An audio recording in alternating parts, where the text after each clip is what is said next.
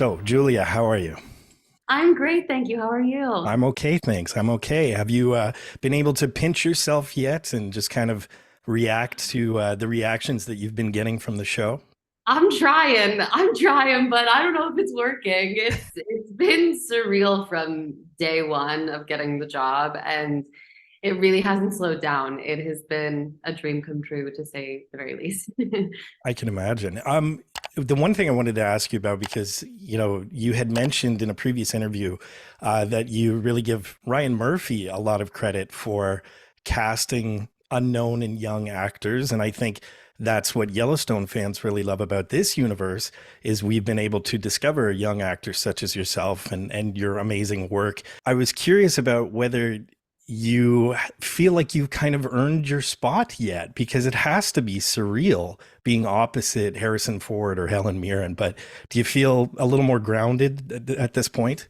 I definitely feel more grounded. I think in the Ryan Murphy universe, it was brand new for me. I had never really been on a show of that scale. And so I was kind of like always like, oh my gosh, what am I doing?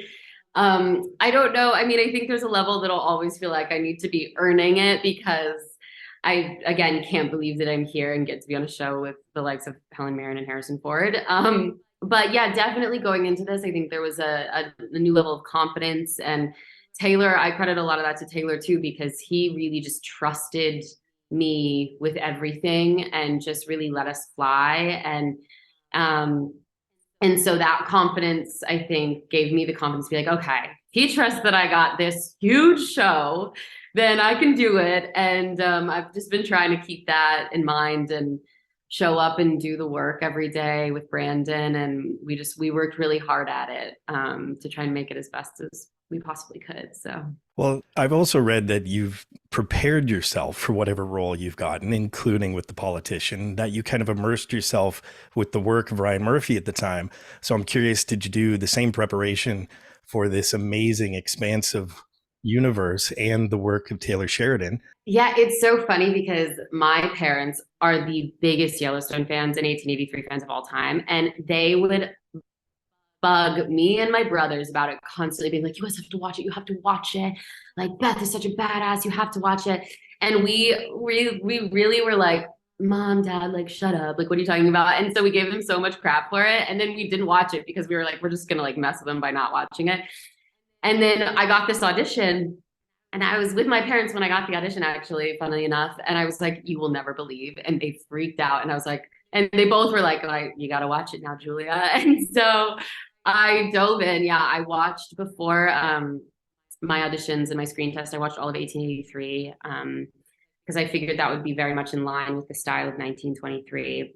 And then I tried to binge as much of Yellowstone as I could. There's a lot of it. And so I was like on the way, flying to my screen test, watching Yellowstone. And of course, at the time, I didn't know how much my character would be a part of the story. I didn't know if she would, end up with a Dutton. I really didn't know. And so, you try and glean as much as you can from these iconic characters and take on those, especially the women in his universe are so tough and so brave and cool. So you want to try and live up to that. And so that's what I did. And then I got to my screen test and Taylor was like, just be yourself. I just want you to be you because you like embody so much of this already. And so I was like, okay, full permission to just let it all go and be me. And I did. And I think it worked. So here we are. You brought them up already, but the fact that you grew up with two brothers, I found really interesting, especially with the role of Alex, because, and please correct me if I'm wrong, I feel like it could go one of two ways. You could lean into you're the only girl in the family, or you could become a bit of a tomboy, which obviously we see with Alex in both respects. So did you bring any of kind of your upbringing to the character? Totally. I mean, I'm so close to my brothers, and it always was that game, though, funnily enough, of like, I'm the only girl. And I was like a very, like, I was very girly growing up, but then also there was a side of me that like loved to just be grungy and dirty and, like that type of thing. And it's cool because you see that duality in her as well. And we talked a lot about how she's described as this very free spirit for that time period, but a free spirit and kind of a tomboy in that time wasn't what it is now. It's still very put together, you know, because if she leans too much into this other kind of thing, it would be inconsistent with the etiquette that she grew up with. And so yeah, 100%. And as the season goes on, you see her lose it more. And in the costuming, Janie Bryan, our costume designer, is brilliant. And we would like we shed pieces of her costume as it goes, and she gets more relaxed. And like, those are my favorite things to shoot. And because that's, I mean, again, the way I am around my brothers and my family, it's just like chill. And I love to just, you know, it was so fun to be dirty. And we were just rolling around, you know, in African bush. And so yeah, 100%, I feel like I could access those two layers of her very easily. Perfect. It's interesting you also addressed that, you know, in your preparation for the Sheridan universe, that the archetype of strong Dutton women and strong female characters, period, comes across in all of his work. I worry a little bit about Alex, but I think you've reassured me already. But in the early episodes, especially the first time she's out in the bush, you see she's not really necessarily prepared for this world of danger. So I'm curious, if that isn't her specific strength, what was the strength, knowing that all the characters are strong? What was the strength that you wanted to bring to Alex?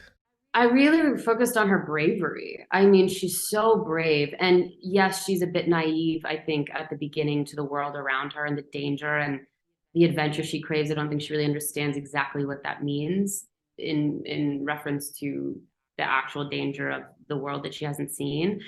But she is so brave from the get-go. I mean, to just like waltz on up to this dirty hunter with all of her friends on her engagement party and like challenge him and, you know, kind of just like give it back to him a little bit. And then when she makes that decision to run after the car, it's like I think following your heart and leaning into that kind of love with barely knowing the guy, I think is just so brave. And and I think it goes to her strength that most people wouldn't do that. Most people can't do that. I mean, even when she gets to the car, Spencer's like, whoa, no, you can't come, even though he feels the same way.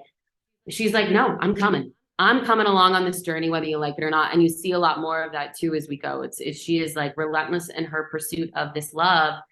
And I think most people aren't brave enough to do that, even now in today's world, especially now in today's world. And I think through it all, even in the moments where she's cowering in fear and kind of learning what that is, she is determined to be with him and to help him get home. And I think that's really special.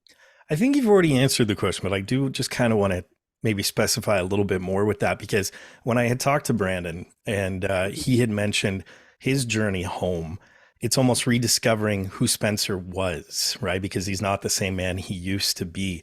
But with Alex, what's the investment in this journey? She's never met the Duttons at this point yet. So she's going on this harrowing, long journey.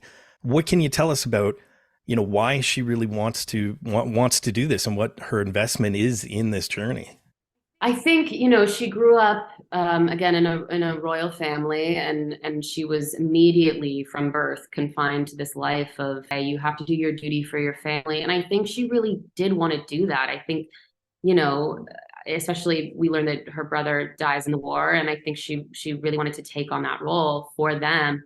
But underneath it all, I think lives this need for more and this yearning for adventure and excitement and like a real life and a real love. And I think she immediately recognizes a soul connection in Spencer. And again, she takes the jump. And even though it is so terrifying, she I think never felt freer. And especially for women in that time, like you didn't get to feel free. You never were allowed to be free really fully. And I think the deeper they go into their love as well, and we see a lot of their love morph into a very different thing in the back half of season 2. It's very grounded and very, I think it gets really real for them.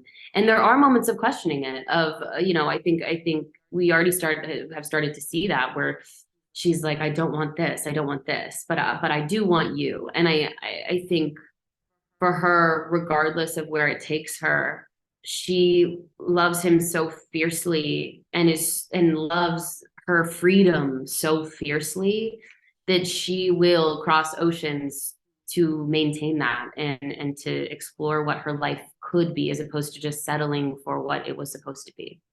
That's beautiful. I'm looking forward to that. I'd love that you've only recently joined Instagram, and most of your posts have been about this show. And I think it was the most recent one. You have this absolutely cat that ate the canary kind of smirk on your face that Yeah. you're loving it. So I'm curious, you got to shoot in all these beautiful locations. What was one of your favorite memories, either a location or an adventure that you got to go on during the shoot? I think my favorite couple of days on the shoot, and I know Brandon and I share this, was Kenya. It was when we were in Kenya shooting the Zanzibar beach scenes. It was 2 days. We flew 16 hours to get there from Cape Town, and we had gone through a rough couple of weeks of filming. Not rough, just like it was long. It was a lot of work. We were tired and in the travel and everything, and we get to the most beautiful beach I've ever seen in my life.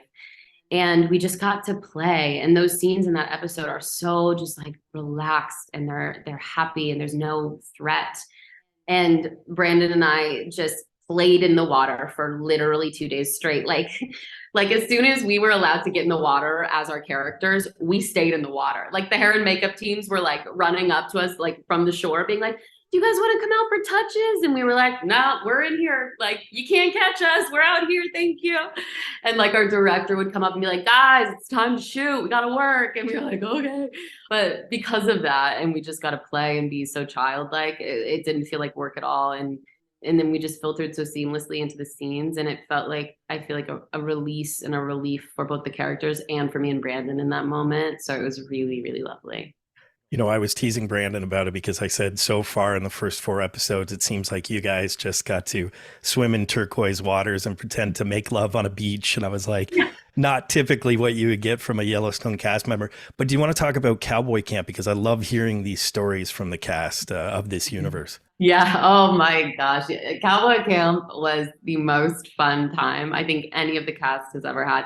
And we're all so close. The entire cast, we luckily enough, we had that time to really bond, because then Brandon and I were off to Africa and we didn't see the rest of the cast for months. And we created these lifelong bonds, because when you're learning how to ride a horse, there are no pretenses. You can't look cool. There's no ego. You're just trying not to fall off the dang thing. And so, we really were just like so humble and humiliated by it in the best way. And yeah, we learned how to trot and lope properly and lasso. We did some barrel racing drills.